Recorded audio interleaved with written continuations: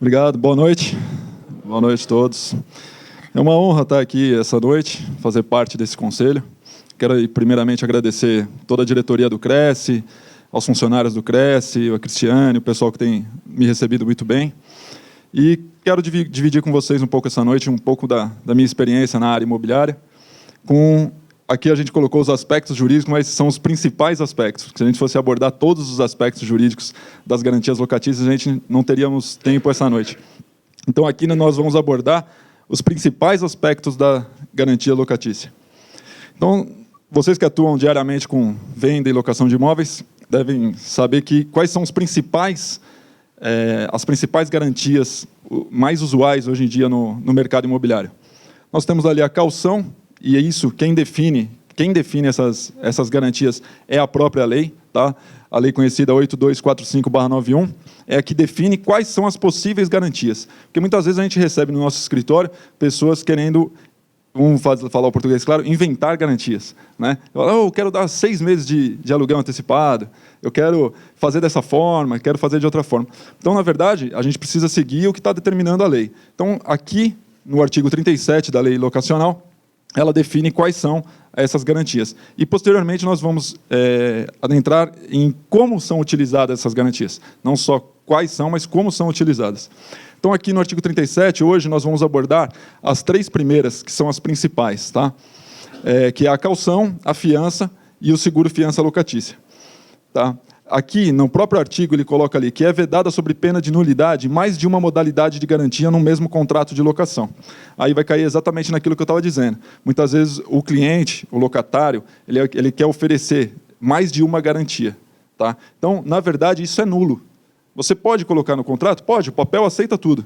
Tudo que você colocar no contrato, né, às vezes até o locador ou o locatário fala, vou assinar, não tem problema. Só que a própria lei já define como nulo. E qual a diferença de nulo e anulável? Anulável, você tem que se manifestar para que aquilo se torne nulo. Nulo já não tem validade desde o momento que você a insere no contrato. Ok? Então, aqui, sempre que você coloca lá, sobre pena de nulidade, mais de uma modalidade, então significa que se você colocar mais de uma garantia, mesmo que válida, tá? Você coloca caução e fiança. A pessoa coloca um fiador, mais 2 meses de depósito a título de caução. Tá? É nulo. Certo? Não tem validade. É isso que a gente precisa entender. Sempre é uma garantia. Quando a gente fala de caução, a primeira coisa que vem à mente dos corretores é os 3 meses de depósito. Pelo menos é isso que eu tenho escutado e é isso que eu tenho vivenciado na prática. A gente falou em caução, as pessoas já automaticamente colocam como os 3 meses de depósito. Só que a gente vai abordar aqui que a caução ela não é só de forma pecuniária, tá? Ela não é só de forma monetária. A gente coloca aqui, o próprio artigo 38 coloca que a caução poderá ser de bens móveis ou imóveis. Tá? A caução em bens móveis deverá ser registrada em cartório de títulos e documentos, e a de bens imóveis deverá ser averbada à margem da respectiva matrícula. Então, o que há hoje ainda persiste uma grande dificuldade no entendimento dos proprietários, dos locatários. Muitas vezes, quando você oferece um fiador, a pessoa fala, eu preciso averbar lá na margem da matrícula que ele é fiador. Né? E existe uma confusão com este artigo. Tá? Porque, muitas vezes, você, quando coloca um imóvel como garantia, você está colocando o imóvel. Okay? E essa garantia, onde você coloca o imóvel, é uma caução. A gente vai ver mais para frente que o fiador responde, é uma responsabilidade personalíssima, ele responde pessoalmente.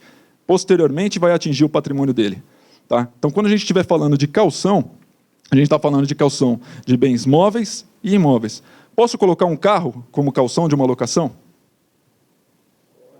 Pode. Qual o problema? Posso colocar um carro. Posso colocar uma bicicleta? Posso. Posso colocar um móvel? Qualquer objeto pode ser objeto de caução, ok? 2 carros, pode ser. Desde que você cumpra os requisitos legais, né? Que você faça a averbação, que você faça o registro. Então, o que a gente precisa entender é que a caução é sempre um objeto que está assegurando aquela locação, que está afiançando aquela locação. Então, quando a gente fala em caução, a gente está falando de um objeto. Quem responde é o próprio objeto, que muitas vezes pode ser um imóvel. Então, muitas vezes, para facilitar, ao invés da pessoa colocar um fiador, ele pega um calcionante. Ele pega uma pessoa que tem um imóvel e coloca só o imóvel como calção. Ele não precisa ser fiador. Se ele apresentar o imóvel e a gente averbar a margem da matrícula, que aquele imóvel está calcionando aquela locação, essa é a garantia. Calção através do imóvel. Está claro? Tranquilo? Olha lá, a calção em dinheiro não poderá exceder o equivalente a 3 meses de aluguel. Será depositada em caderneta de poupança autorizada pelo poder público e por ele regulamentada, revertendo o benefício do locatário todas as vantagens dela decorrentes, por ocasião do levantamento da soma respectiva. Então, quando o locatário faz uma oferta de uma calção superior a 3 vezes o valor do aluguel, nós temos que recusar. E explicar o porquê. Não é o corretor de imóvel, ou não é a imobiliária que está fazendo aquela recusa, ou o próprio locador. Quem faz a recusa, quem faz a determinação é a lei. A legislação determina que não podemos pegar uma calção pecuniária acima de 3 aluguéis. Tá certo? Aqui é bem explícito, o artigo 38 é bem claro, bem explícito. E ele coloca aqui que não poderá exceder o equivalente a 3 meses de aluguel. A gente precisa se atentar a isso também. Porque muitas vezes as locações, no vulgar, dizendo pacote, as pessoas falam, vamos fazer um pacote, vamos englobar aluguel, condomínio e IPTU. Não é verdade? Estou vendo o colega rindo ali, então eu acho que ele está confirmando o que eu estou dizendo. Então a pessoa quer colocar aluguel, condomínio e IPTU. E na hora dela fazer a calção, ela faz o equivalente, a soma sobre os 3 valores.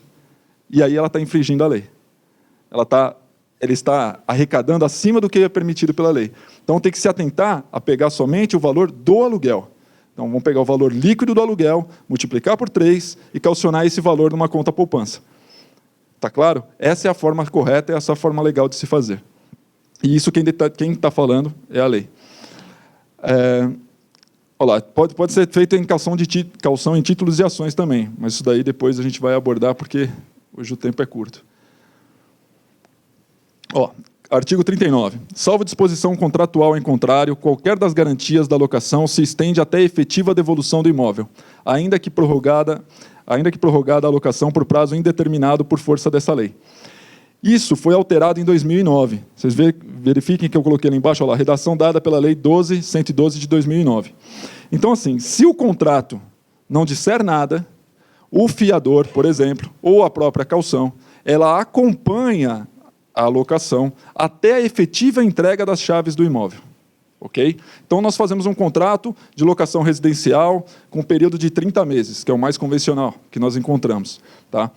Ultrapassado esses 30 meses, a locação ela passa a ser por prazo indeterminado, correto? E aí o que acontece? Nesse momento, a pessoa pega e fala assim, olha, eu gostaria de... Como acabou o contrato de locação, o fiador fala assim, não sou mais responsável. Ou eu gostaria da devolução da calção.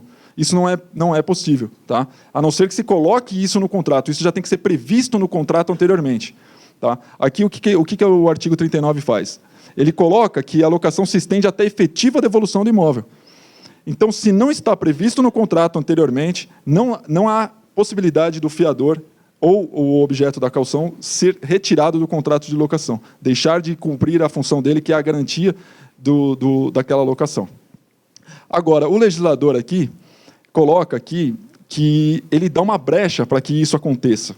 Ele coloca logo no início da redação do artigo 39 que, salvo disposição contratual em contrário. Então, ele disponibiliza, ele permite que você coloque no contrato que o fiador é responsável por aquele período do contrato. Então, se colocado isso, o fiador tem a possibilidade de se ausentar do contrato. Se não, ele vai ficar permanecendo como naquela função de fiador até a efetiva entrega das chaves. Está claro? Vamos lá. Quando nós fazemos a locação, muitas vezes nós, como corretores de imóveis, temos por obrigação auferir a idoneidade desse locatário e do seu fiador. Tá? A gente vai apresentar uma proposta para o locador, para o proprietário do imóvel, e a gente o proprietário muitas vezes vai perguntar, mas o que você, como corretor, acha desse locatário? O que você acha desse fiador? Qual a análise que você fez a respeito dessa documentação? O que eu trouxe aqui, que eu acho mais importante aqui desse assunto, é que no artigo 22 da lei, ela coloca as principais obrigações do locador. Tá? Tem diversas obrigações do locador. Essas obrigações eu trato em outro curso que eu ministro a respeito só de obrigações do locador e do locatário. Aqui eu vou chamar a atenção apenas para o item 7º, tá? Que fala que é dever do locador pagar as taxas de administração imobiliária, se houver, e de intermediações. Nestas compreendidas as despesas necessárias à aferição da idoneidade do pretendente ou de seu fiador. Então, o que acontece? Eu vejo que muitas vezes na prática, algumas imobiliárias, alguns corretores, pedem para que o próprio locatário traga. Você tem uma consulta do Serasa, ou você tem um acesso a certidões, traz certidões de protesto, certidões pessoais, para oferir a idoneidade. Quando não, eu tive informações que às vezes até cobram do locatário. Fala para o locatário, olha, tem uma taxa aqui, a gente tira as informações para você. Tal. Essa taxa que é cobrada, muitas vezes, do locatário, não é dever do locatário o pagamento. Tá? Ainda que aquela proposta não se efetive, se você pega a documentação do locatário, faz uma análise e aquele negócio não se efetive, não se concretize numa locação, qualquer custo que houver para a aferição da idoneidade do locatário ou do seu fiador é do proprietário, é do locador. Tá certo? Eu estou passando para vocês o que está na lei. Então, a lei coloca dessa forma. Então, se você tiver qualquer despesa com a oferição da idoneidade do locatário ou do fiador, essa despesa deve ser cobrada do locador, do proprietário. Tá certo? Na prática, funciona isso, não? Eu estou passando o que está na lei, gente. Minha função aqui é passar exatamente o que está na lei. E que vocês aprendam a forma correta de se trabalhar, de se fazer. E vocês têm um amparo legal, aqui para cobrar do proprietário, para cobrar do locador. Você fala, olha, como é que eu vou cobrar do locatário? A lei fala que tem que cobrar do senhor, do locador. Vamos falar um pouco da fiança. A caução ficou bem claro, né? Que a caução é em bens móveis, imóveis, a caução pode ser pecuniária, ela não pode ultrapassar 3 vezes o valor do aluguel. Então, que eu posso colocar um objeto como garantia daquele contrato de locação. E esse objeto pode ser um imóvel. Tá? O que a gente não pode confundir com a fiança. Tá? Como eu disse anteriormente, a fiança ela é personalíssima. O que significa isso? A pessoa responde pelaquela garantia. Então, eu, Wagner, se estou afiançando um contrato de locação, sou eu que vou responder por aquela dívida se o locatário deixar de pagar. Se o locatário contrair uma dívida, deixar de pagar o aluguel, eu vou responder por aquela dívida. Se eu sou o fiador. Correto? Se eu não pagar, aí vai atingir o meu patrimônio. Vamos deixar bem claro isso. A principal diferença da caução e da fiança é essa. Tá? Na caução, quando eu vou executar a garantia, eu vou em cima do objeto. Eu vou executar o carro, eu vou executar a bicicleta, eu vou executar o imóvel. Quando eu vou executar uma dívida oriunda de uma locação, quando eu tenho fiador, eu vou executar a pessoa, o fiador, que depois, posteriormente, caso ele fique inadimplente e não venha a pagar, eu vou atingir o patrimônio dele. Aí você fala, pô, Wagner, então, se é simples assim, você vai atingir a pessoa, por que se pede o imóvel, que o fiador tenha um imóvel? E por que muitas vezes se pede que o fiador tenha 2 imóveis? E que o imóvel tem que ser na capital? Tem essas dúvidas? Não tem. Principalmente por parte do proprietário, do locador. Né? E muitas vezes por parte do fiador. O fiador fala, pô, mas já tenho que apresentar o imóvel, vai atingir meu imóvel e tal. Então vamos entender aqui um pouquinho. Olha lá, o artigo 818 do Código Civil, veja que a gente saiu um pouco da esfera da lei locacional, a gente saiu da lei do inquilinato e entrou no Código Civil. Tá? O artigo 818 do Código Civil fala que, pelo contrato de fiança, uma pessoa garante satisfazer ao credor uma obrigação assumida pelo devedor, caso este não a cumpra. Veja, olha, é muito claro, uma pessoa garante, não é um objeto, não é um imóvel, não é um carro, é uma pessoa que garante. Tá? Cadê o outro? Então, aqui, essa é a questão. Quando eu vou acionar, eu tenho que acionar a pessoa. Tá? E por que, voltando naquela questão, por que tem o imóvel? Para demonstrar um lastro patrimonial.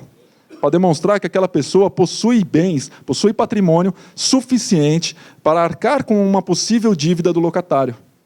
Ok? Então, o fiador por si só, quem responde é o fiador? É o fiador. Só que adianta eu ter um fiador que não tem condições de arcar com uma dívida que o locatário deixou? Então, o fiador, no momento que ele se torna fiador, ele demonstra esse lastro patrimonial com a apresentação de um imóvel. Isso faz com que, ao elaborar o contrato de locação, você deve colocar lá o quê? Fiador. Fulano, ciclano, tal. A qualificação dele completa. Qualificação, nome, RG, CPF, tal, colocou a qualificação dele. Logo abaixo você vai colocar o quê? Que apresenta como patrimônio um imóvel situado à rua tal. Então, você vai colocar no contrato de locação que o fiador é aquela pessoa que prevê o Código Civil, que vai honrar aquele pagamento caso o locatário não pague. No entanto, ele já demonstra desde já que ele possui um bem, que ele possui um patrimônio, que ele possui aquele imóvel. O imóvel está como garantia da locação? Não está, correto? Tá. Quem é a garantia é o fiador. O locatário ficou inadimplente, aciona o fiador. Fiador não pagou, eu vou atrás do patrimônio. Está claro isso? Tranquilo? Vamos lá. Pois não.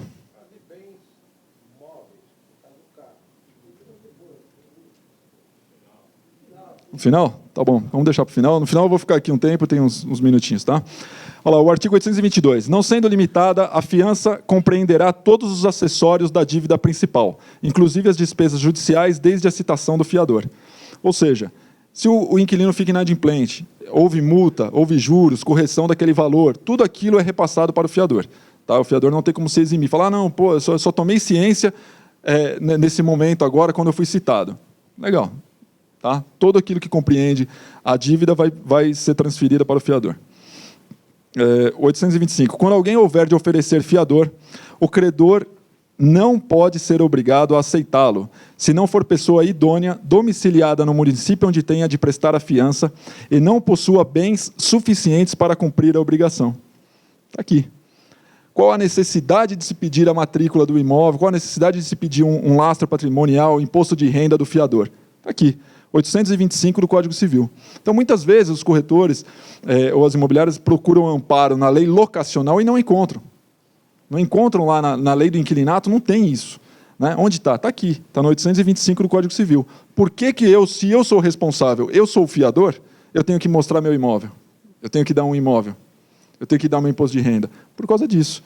Porque o 825 fala que o credor não pode ser obrigado a aceitá-lo, se não for pessoa idônea. Então, aqui cai de novo aquela questão da idoneidade, da auferição da idoneidade do locatário e do fiador, que fica sobre custos e responsabilidade do locador. E que coloca aqui que ele não tem obrigação de aceitar se a pessoa não apresentar.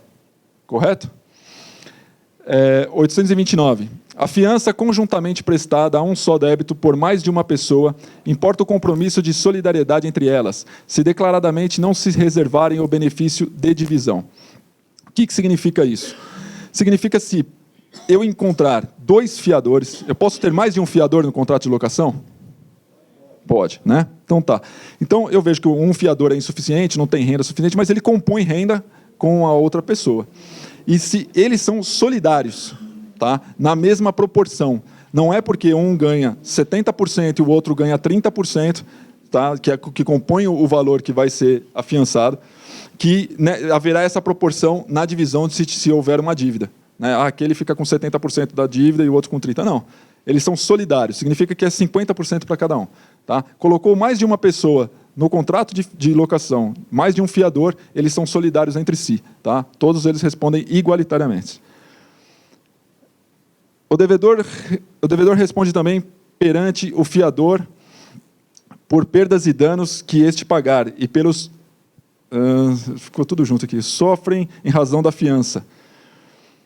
Quando o credor sem justa causa demorar a execução iniciada contra o devedor, poderá o fiador promovê-lo o andamento. Veja que interessante esse 834. Se o locador, tá, o locatário fica inadimplente, ele deixa de pagar um mês de aluguel, segundo, terceiro, e o locador não se manifesta, ele não faz nada. Fala, pô, legal. A imobiliária liga, não, ele vai pagar, fica tranquilo, ele vai pagar. Pô, mas já faz 3 meses. Não, mas ele vai pagar. Aí deixa lá, fica mais um mês, 4 meses. Não, fica tranquilo. E o fiador toma ciência disso. O fiador fala, pô, o locatário está deixando de pagar o aluguel. Para quem que vai sobrar essa bucha? Vai sobrar para mim. E o locador, o proprietário, não está preocupado que ele não está recebendo aquele aluguel. Não, deixa lá, tal. O que pode o fiador fazer? Entrar com a ação. Falar, você não vai fazer nada? Então tá bom. Eu não vou esperar esse negócio aumentar, eu não vou esperar esse negócio virar um valor substancial para eu me manifestar, para depois sobrar para que eu pague. Então lá, o credor, sem justa causa, demorar a execução, poderá o fiador promover o andamento. Então o fiador entra com a ação contra o locatário. Já falando, olha, eu não vou assumir se você não resolver. Já entra com a ação, já pedindo que ele pague imediatamente. Porque senão, lá na frente, ele sabe o que vai acontecer, vai sobrar para ele. Isso é muito interessante e está no Código Civil. Olha lá, o artigo 40. Aqui voltamos para a lei do inquilinato, tá? 8245/91. Aqui.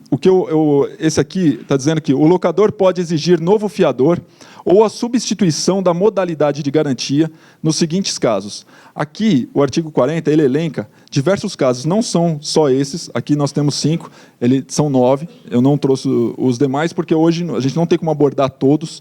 Tá? Eu vou abordar um aqui que eu acho que é o mais interessante, que é a exoneração do fiador. Então, tem alguns casos que estão elencados aqui no artigo 40, e que falam que o locador pode pedir a substituição do fiador. Né? Veja lá, pela morte do fiador, o que é óbvio, que é claro, ausência, interdição, recuperação judicial, falência ou insolvência do fiador, que são declaradas judicialmente. Então, você sabe que aquele fiador está insolvente, a empresa dele foi decretada uma falência, alguma coisa assim, você locador, falar, olha, não quero mais esse fiador como garantia, gostaria da substituição. Essa substituição, desde que comunicada por escrito pelo locador ao locatário, deve ocorrer em até 30 dias. Tá? Isso também está na lei, no artigo 40.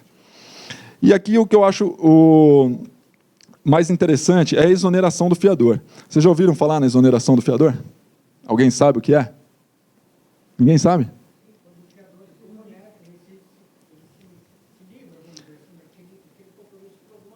Isso. E em que situação ele pode se exonerar?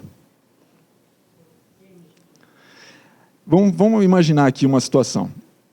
O fiador, ele está naquele momento, ele se tornou fiador de um contrato de locação, e passado um mês ele fala, eu quero me exonerar.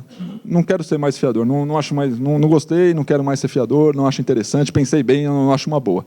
Ele pode? Ele pode sair do contrato de locação? Não pode, não pode. Assim, simplesmente, sem motivo, falar, quero sair, não pode. Tá?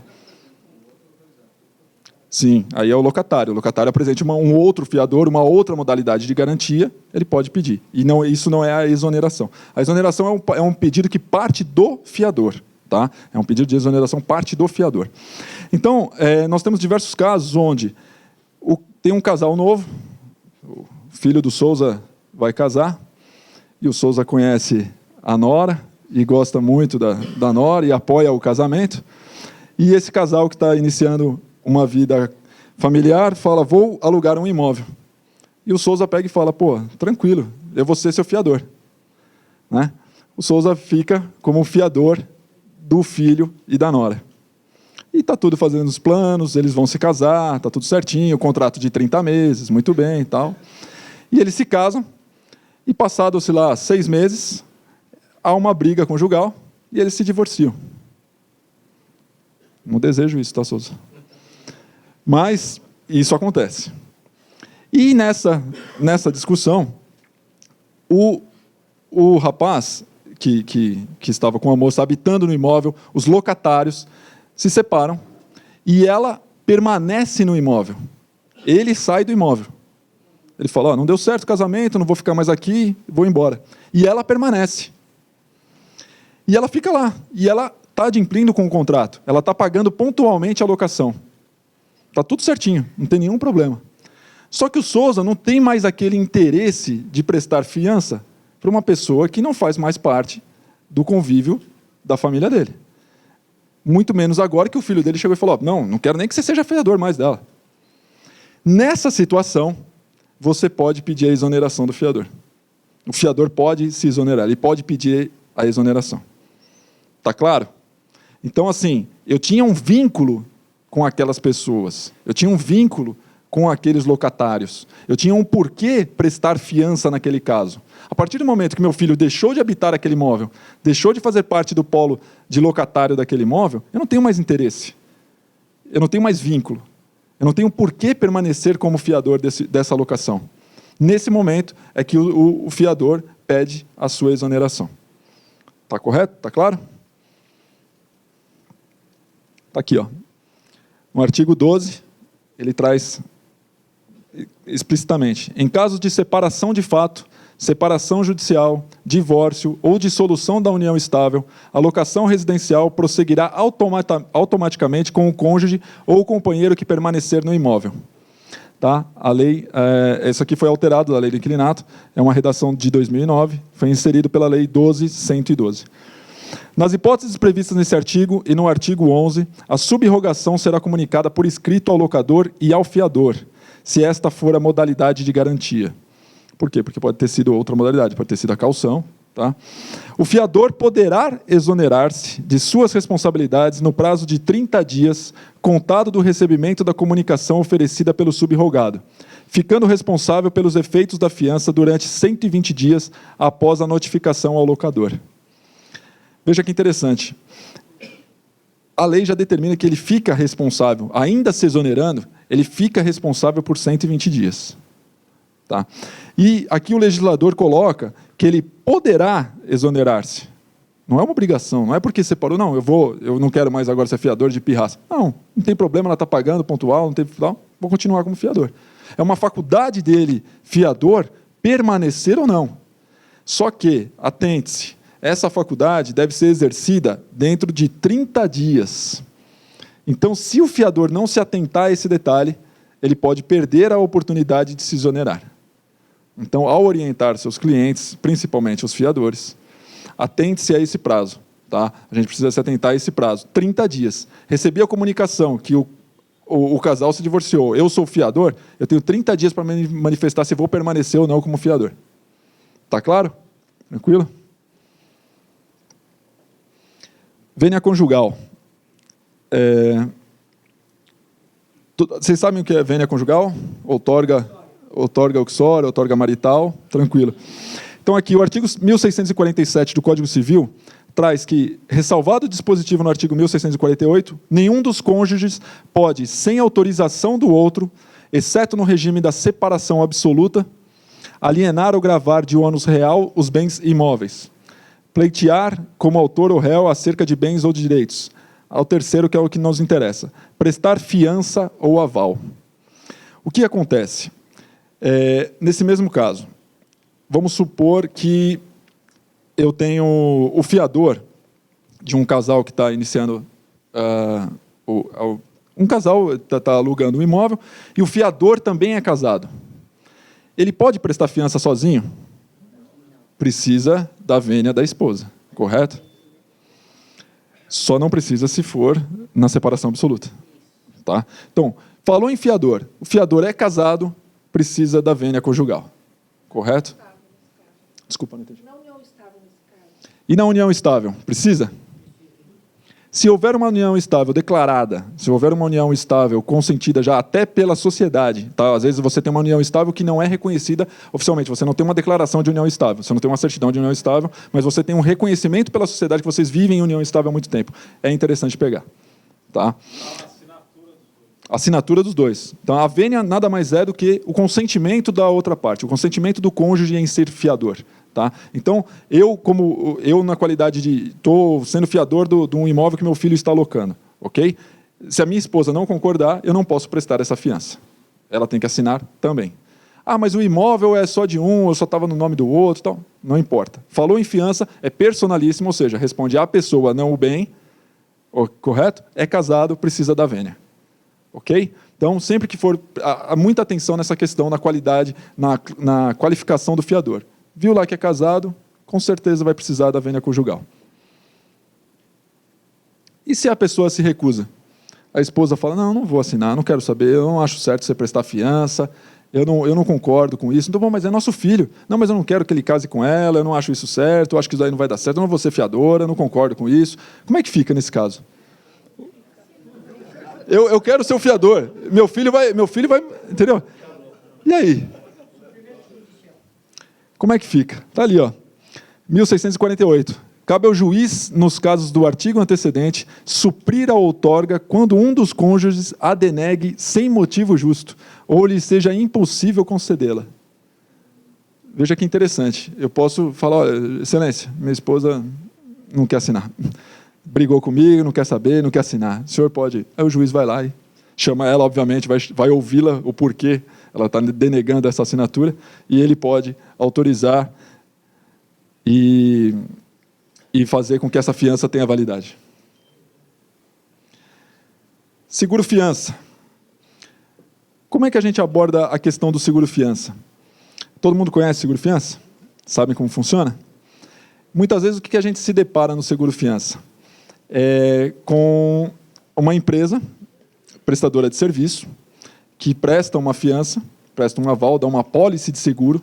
Como o próprio nome fala, seguro-fiança, ele faz um seguro para aquela locação. E agora o que eu queria entender e saber é quem determina quais são as coberturas desse seguro. Quando a gente fala em seguro, a gente fala em coberturas, né? Quando a gente faz um seguro de um automóvel, um próprio seguro de um imóvel, a gente pode escolher as categorias, pode escolher quais são as coberturas e tal. E no seguro-fiança, quem é que determina quais são as coberturas? Proprietário? A lei? Quem? A empresa? O locatário, o locador, o proprietário, o fiador, quem determina? Olha lá. Veja que interessante. Muitas vezes eu tenho percebido na prática e ouvido e escutado dos colegas que quando você vai fazer o seguro-fiança, o locatário ele vai até fala quem é o corretor de seguros? Deixa eu conversar com ele.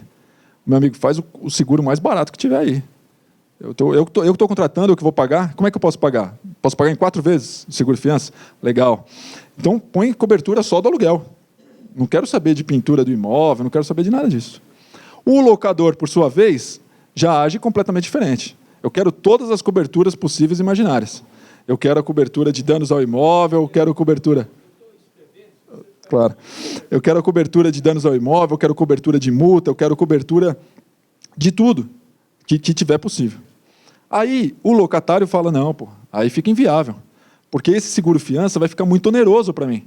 Se você colocar todas as coberturas que o proprietário está pedindo, o valor do seguro-fiança fica muito alto, fica oneroso e fica inviável para eu dar continuidade a essa locação.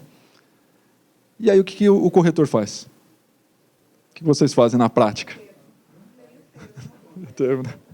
Será que a lei fala alguma coisa a respeito disso? Vamos ver aqui, ó. Olha o artigo 41 da Lei Inquilinato.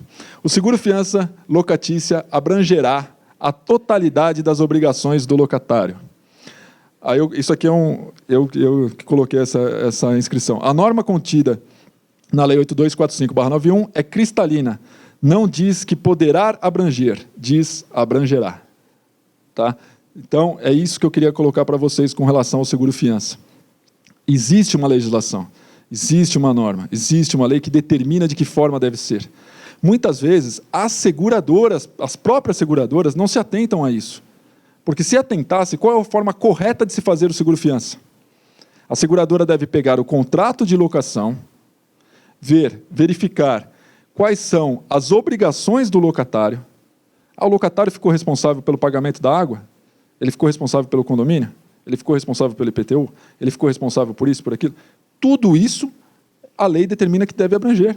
Ela fala lá, abrangerá a totalidade das obrigações. Então, como que, se o locatário está responsável em entregar o imóvel pintado, como que a garantia locatícia, no caso o seguro-fiança, não está cumprindo, não está acobertando essa questão? É um seguro parcial. Tá? E aí o que acontece? Pode ser nulo, pode ser anulável? Pode. É objeto de nulidade. Por quê? Porque não está cumprindo com o que a lei determina. Então, se você faz um seguro-fiança onde você não prevê a totalidade do que está previsto no contrato como responsabilidade do locatário, o locador está descoberto. Não adianta nada. Porque se eu coloco o fiador e o locatário entrega ele se compromete a pagar o condomínio, IPTU, tudo direitinho, ele deixa de pagar o condomínio. Eu posso acionar o fiador? Posso. Seguro-fiança. Não previu a cobertura do condomínio. Posso acionar o seguro-fiança? Não posso. Então o locador está coberto? Não. E muitas vezes a gente fala o que para o locador? É o melhor que tem. A melhor garantia é o seguro-fiança. Já ouvi muitos corretores, muitos colegas dizerem, melhor garantia é o seguro-fiança. E aí o que acontece? Se usado corretamente, é uma boa garantia, é uma excelente garantia. Mas a gente precisa preencher todos os requisitos legais, precisa se atentar ao que a norma diz, se atentar ao que a legislação coloca. Eu gostaria de fazer uma pergunta relacionada a um contrato de locação comercial. Prazo de validade, 24 meses. Locador, pessoa física. Locatário, pessoa jurídica. Garantia, 3 meses de aluguéis de calção. Diz no contrato, assina solidariamente as pessoas, as sócias da empresa. É possível ou está errado? Está errado. Errado. Infelizmente, porque assim... Dupla garantia? Não, vamos entender aí como é que elas assinam solidariamente. Né? Elas assinam solidariamente na garantia ou assinam solidariamente na locação? Na locação. Na qualidade de locatária? Na qualidade de locatária, porque então, a garantia é o depósito, então, assim, a calção. Vamos entender assim, olha, a locatária já é uma empresa. Pessoa jurídica. Já é uma pessoa jurídica, já é uma Isso. empresa. Onde quem responde na prática é essa empresa. É a empresa, correto? Pessoa jurídica. Com o patrimônio da empresa. Tá, que numa eventual ação pode até se pedir a desconsideração da personalidade jurídica e atingir o patrimônio das sócias. Ok? Vamos entender. O que aconteceu nesse contrato foi facilitar essa ação. Tá? Colocando as sócias da empresa como devedoras solidárias, co-devedoras, co-locatárias. Então aí pode, nesse caso pode ser entendido como garantia. Garantia não, mas como locatárias não tem problemas, elas são co-locatárias. Então a locatária é a empresa e as pessoas sócias da empresa. Sem problema nenhum, facilita até um processo numa eventual ação. Muito bem. Mais uma perguntinha aí nesse mesmo sentido. O corretor, querendo levar uma vantagemzinha, pediu antecipação do aluguel.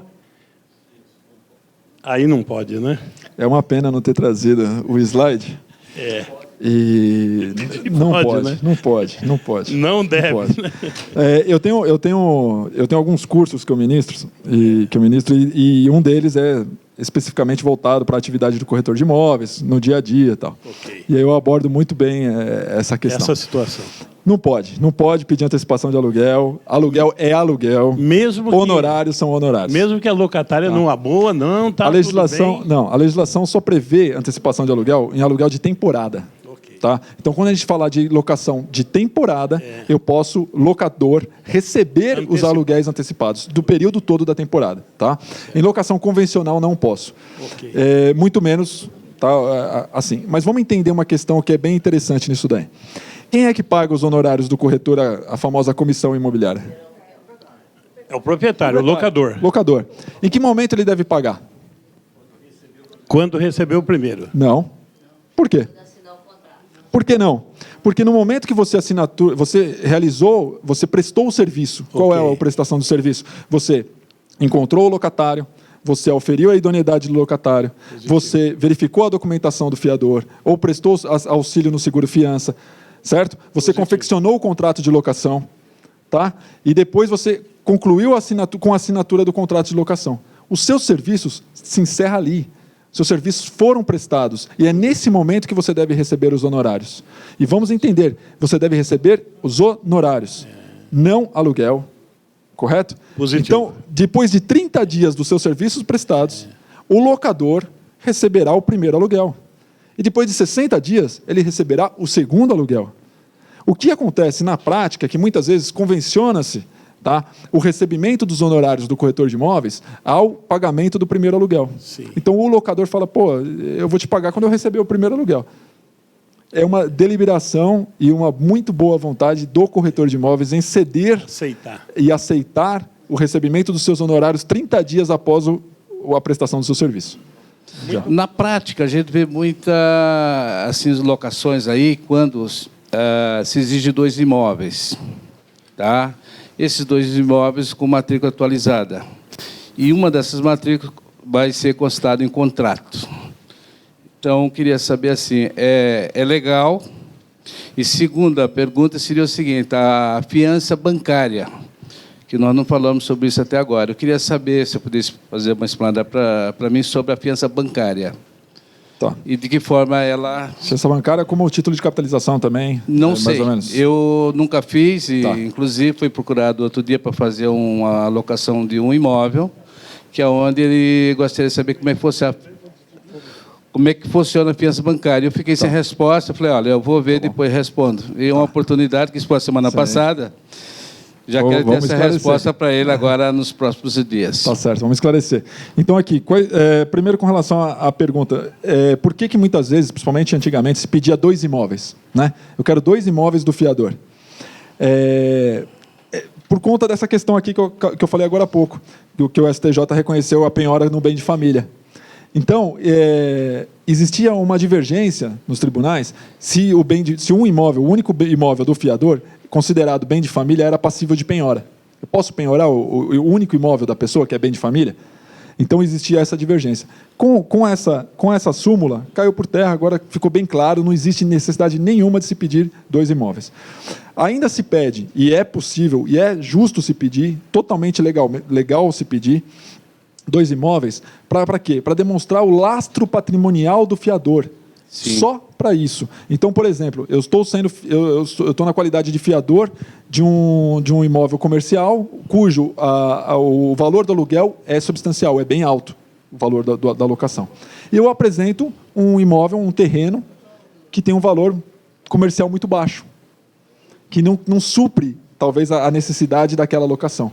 Então, nesse caso, eu posso solicitar que o fiador apresente. O senhor tem mais patrimônio? Além desse apresentado, o senhor teria outro imóvel para compor o lastro patrimonial? Para demonstrar o lastro patrimonial?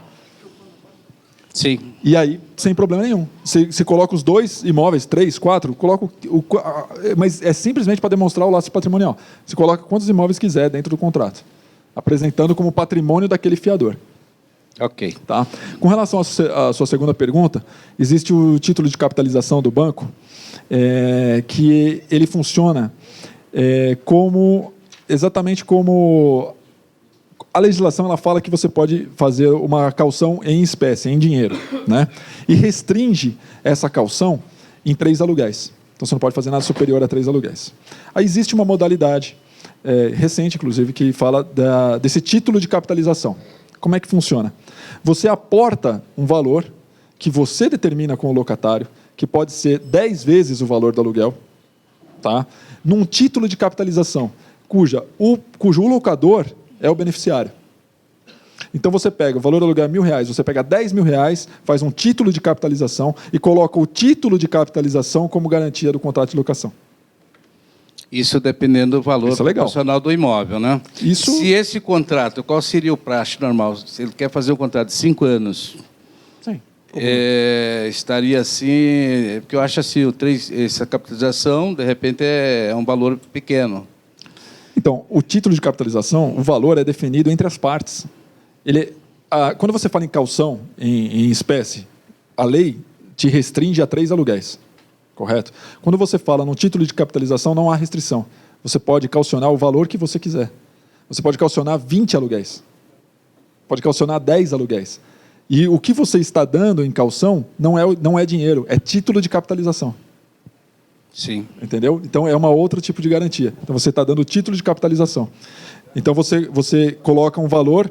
Geralmente, quem faz uso disso é que acha justamente os 3 aluguéis pouco. Fala, o aluguel é pouco, então eu vou fazer um valor mais substancial. Então, eu aporto 10 vezes o valor do aluguel num título de capitalização e dou o título de capitalização como garantia. E ele fica como beneficiário. Ao término do contrato de locação, entregue as chaves, feito vistoria, tal, tudo certinho, não teve nenhuma intercorrência, o locatário ele consegue reaver todo esse valor aportado no título de capitalização corrigida. A preocupação é quando esta empresa, de um certo tempo, começa a ter problema, ultimamente, como está acontecendo por aí, e, de repente, esse valor de capitalização que foi negociado... Foi insuficiente. Então, aí vem uma outra pergunta. Se, provavelmente, para executar uma empresa dessa, hoje, com a demora, né, a morosidade da justiça, que pode levar 5 anos. Então, é complicado isso. o proprietário ser ressarcido desse valor. Então, mas com relação à morosidade, independente da garantia, se você estiver acionando você está falando que pode demorar 5 anos uma ação, ok. Mas se você estiver acionando um fiador, pode demorar também o mesmo prazo. Então, o título de capitalização, às vezes, é mais rápido, mais célere do que o próprio judiciário. O título de capitalização, você vai no banco e já resgata. Você aciona o emissor do título. Então, você vai lá, você se dirige até uma instituição financeira, faz um título de capitalização, aporta o valor que você quiser e dá o título como garantia. E isso fica vinculado no contrato de locação. O locatário fica inadimplente, você aciona o banco. E pega o banco. E aí eu coloco aqui embaixo, como fica a questão das coberturas oferecidas pelas seguradoras, sendo que a maioria delas não cumpre com o disposto legal, em abranger a totalidade das obrigações. Veja o que eu estou querendo dizer. Muitas vezes eu vi colegas dizendo que algumas seguradoras já oferecem pacote. Você tem o A, o B ou o C. Se essas 3 garantias, qual você quer? E isso está completamente incorreto. Correto seria pegar cada seguro de uma forma. Um contrato prevê o pagamento do aluguel e do condomínio e do IPTU. O outro contrato, não. Então, o seguro ele é feito sobre medida para aquele contrato. O correto é esse, você pegar o contrato, encaminhar para o segurador e ela assegurar todos os itens que o locatário está assumindo. Tá certo? Eu vou deixar, quem quiser, tem os meus folhetos aqui dos cursos que eu ministro, meu telefone, cartão, que quiser, eu fico aqui à disposição.